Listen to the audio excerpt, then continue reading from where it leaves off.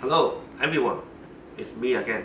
So today I'm gonna using tuna to cook 3 dishes and gonna be very simple and easy. I'm gonna use those ingredients to cook.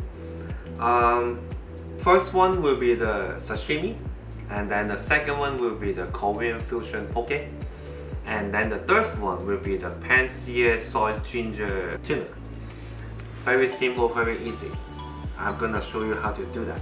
Okay, first thing we're gonna do, make the soy ginger sauce and then marinate the tuna with the sauce because it takes some time. Can be 1 hour, 2 hours or even more. I will tell you the reason later. Let's grind the ginger. I would say 2 to 3 small pieces is enough for 2 to 4 people. If you like more, you can grind more. And then let's make the sauce. I know in my recipe, I say 1 for sake. It's just a ratio.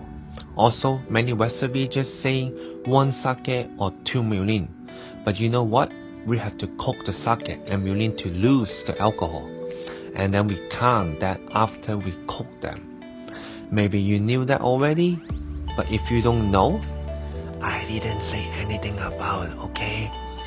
That's why when you found the recipe on internet, you follow step by step, but never taste good or even taste bitter, because nobody gonna tell you you have to lose the alcohol. After that, we're gonna put the soy sauce, water, and then mix them together. Now let's talk about the tuna. There is farm bluefin tuna from Baja, California, and the whole fish actually is 1,000 kilograms. It's huge, it's big, and looks very nice. At the beginning, I said marinade can be 1 hour, 2 hours or even more, because when you portion of the tuna, you can choose, cut them like small pieces or just one big piece. It depends how you like the tuna cook. If you like inside still raw like tataki, I would say just go for the big piece. If you want medium well, yes, just follow me. That's why you're here. Oh my god, again? This guy cutting daikon again? No, this time it's carrots. And I didn't mean cut the carrots like this, but I forgot to bring my daikon for the sashimi. Well, carrots is okay to use actually. Haha, but carrots is very tough. It's not easy to cut.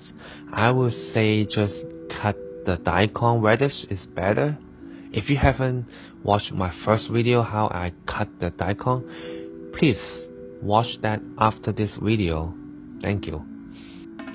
There's a couple friends and people ask me to show them how I cut the daikon, cut the vegetable, and how to fillet fish. I promise I will do those videos in the future.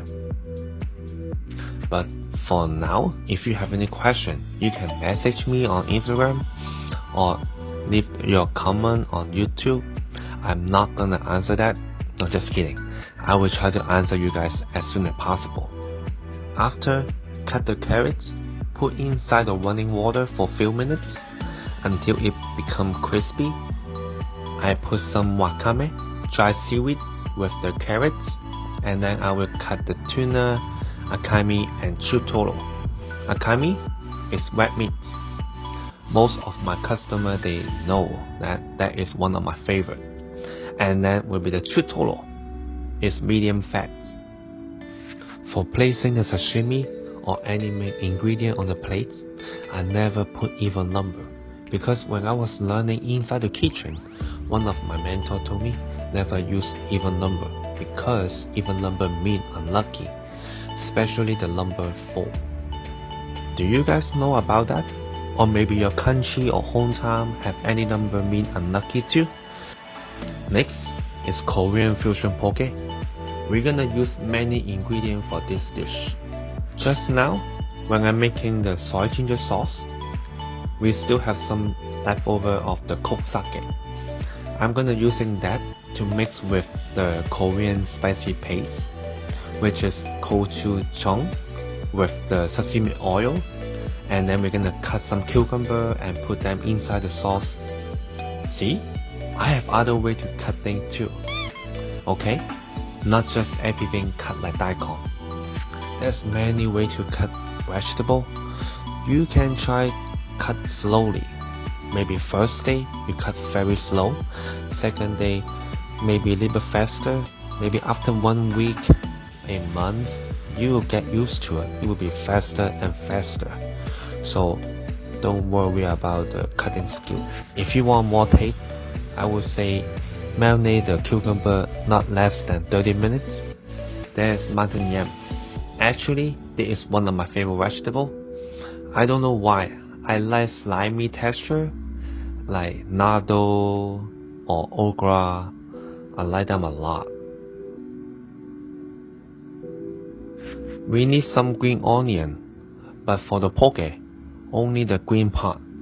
We're gonna save the white part for the soy ginger tuna later. Also, you can grind 3 to 4 pieces garlic.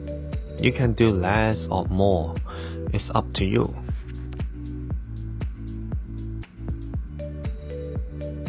And then we're gonna slice the tuna in rectangle shape. Or you can cut in any shape that you want. You can do star shape too.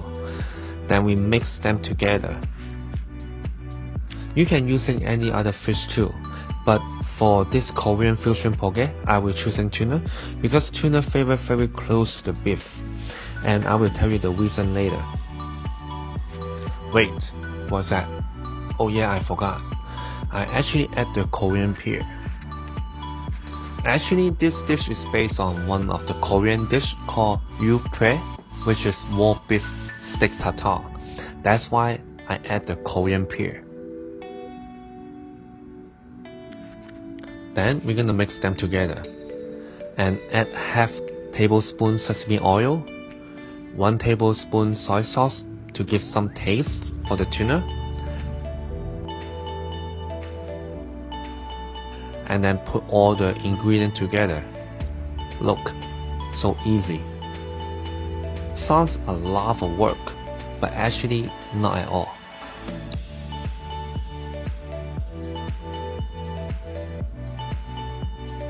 Now you can add the raw egg and shredded red pepper on the top. I believe this topping you can get it from Korea or Japanese supermarket.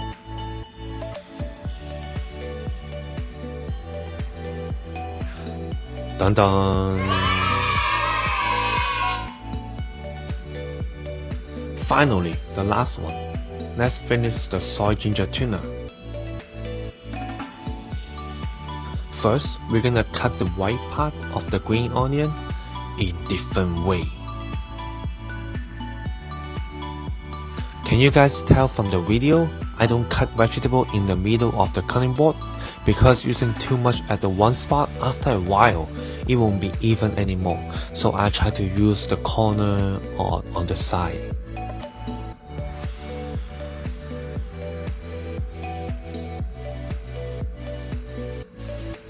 We take out the tuna from the sauce and we're gonna add the layer of cornstarch to the tuna and pan sear it. It helps create the crisp on the outside and seal the juice inside of the tuna. And make sure don't throw away the sauce after we're done with the tuna because we're gonna using the cornstarch to thicken our sauce now. But make sure when we're using the cornstarch, mix with the cold water, not the hot water. If you're gonna do big piece of tuna, just do the same. And make sure you don't overcook the tuna when you pan sear that.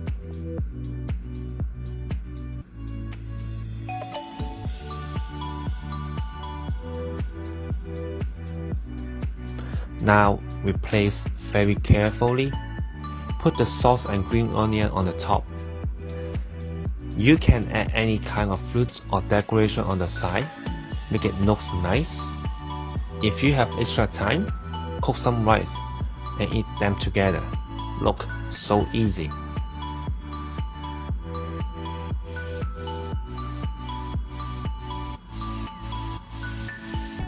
For this video, I'm choosing tuna as main ingredient because I always hear people say they love Chu Toro and they love Toro, fatty tuna, but they don't like tuna at all because no taste, no flavor, but actually they are the same fish and they can be very tasty if you're using them right.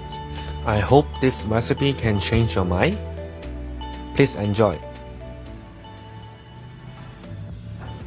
Thank you for watching. So it's only very simple dish using tuna. And after you watch, please subscribe my channel. Not just only watch, okay? Also like. Thank you. The Korean sauce, gochujang. Oh god. Gochujang. Gochujang. Yes. So now I'm gonna do this.